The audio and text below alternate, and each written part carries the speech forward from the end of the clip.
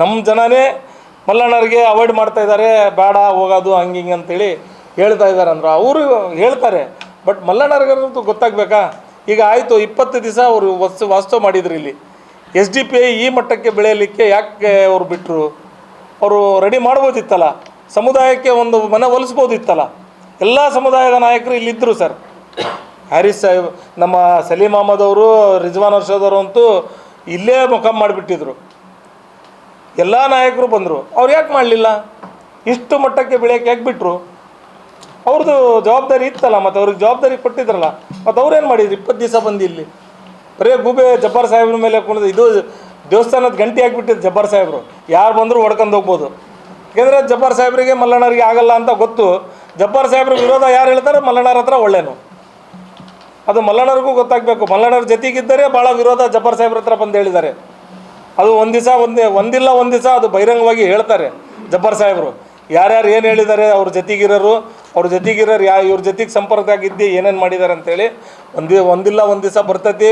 ಒಂದಿಲ್ಲ ಒಂದು ದಿವಸ ಜಬ್ಬಾರ್ ಸಾಹೇಬರು ಮಲ್ಲಿಕಾರ್ಜುನ್ ಸೇರ್ಕೊಂತಾರೆ. ಅದು ಎಲ್ಲ ಗೊತ್ತಾಗ್ತೈತಿ. ಆದರೆ ಈ ಪರಿಸ್ಥಿತಿಗಳು ಏನೈತೆ ಅಂತೇಳಿದರೆ ಒಂದೇ ಒಂದು ಕಾರಣ, ದಾವಣಗೆರೆಯಲ್ಲಿ ಜಬ್ಬಾರ್ ಸಾಹೇಬರಿಗೆ ಮಲ್ಲಣ್ಣವ್ರಿಗೆ ಆಗಲ್ಲ.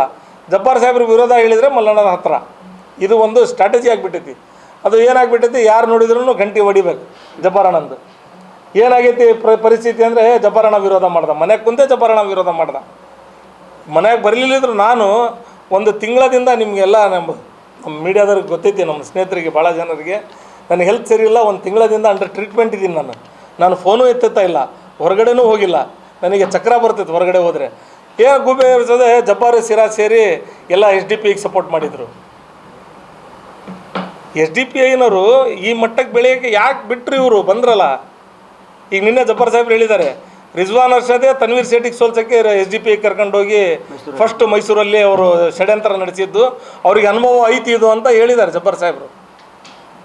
SDPIನವರಿಗೆ ತಡೆದು ಸಮಾಜ ಕೇಳ್ಬೋದಿತ್ತಲ್ಲ ಸರ್. ಇವರು ದೊಡ್ಡ ನಾಯಕರಲ್ಲ ಬಂದಿದ್ದು. ಸರ್ ಏನು ನಮಗೆ ಈ ನಾನು ಕೇಳಿದ್ರೆ ಅದು ಕೆಲವೊಂದು ಲೈನ್ಗಳಲ್ಲಿ ಅವರು ದುಡ್ಡು ಕೊಡೋಕ್ಕೆ ಹೋದಾಗ, ಮುಸಲ್ಮಾನ್ ಬಾಂಧವರು ನೀವು ಭಾಳ ಕಷ್ಟದಿಂದ ಎಲೆಕ್ಷನ್ ನಡೀತಾ ಐತಿ, ನಿಮ್ಮದು ನೀವು ಕಷ್ಟಪಟ್ಟು ಇದು ಮಾಡ್ತಾಯಿದ್ದೀರಿ, ಎಲ್ಲರೂ ದುಡ್ಡು ಹಂಚಿ ಇದು ಮಾಡ್ತಾಯಿದ್ದೀರಿ, ನಿಮ್ಮ ದುಡ್ಡು ಬೇಡ ಅಂತ ತೊಗೊಂಡಿಲ್ಲ ಅಂತಲೂ ಹೇಳ್ತಾರೆ.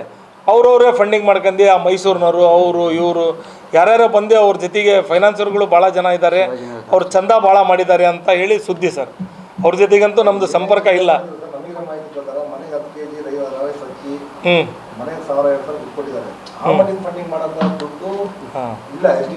ಹೌದು ಇಲ್ಲ, ನಮಗಂತೂ ಅವ್ರು ಅದು ಅವ್ರ ಕ್ಯಾಡರ್ ಅವ್ರ ಜೊತೆಗೆ ನಮ್ಮ ಸಂಪರ್ಕನೇ ಇಲ್ಲ ಸರ್.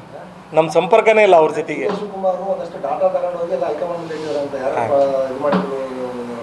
ಇಟ್ಟರೆ ಅವ್ರು ಸಾಬೀತುಪಡಿಸಿ ಇಟ್ಟರೆ ಅದು ಏನು ಅವ್ರ ಮೇಲೆ ಆ್ಯಕ್ಷನ್ ತೊಗೊಳ್ಳಿ.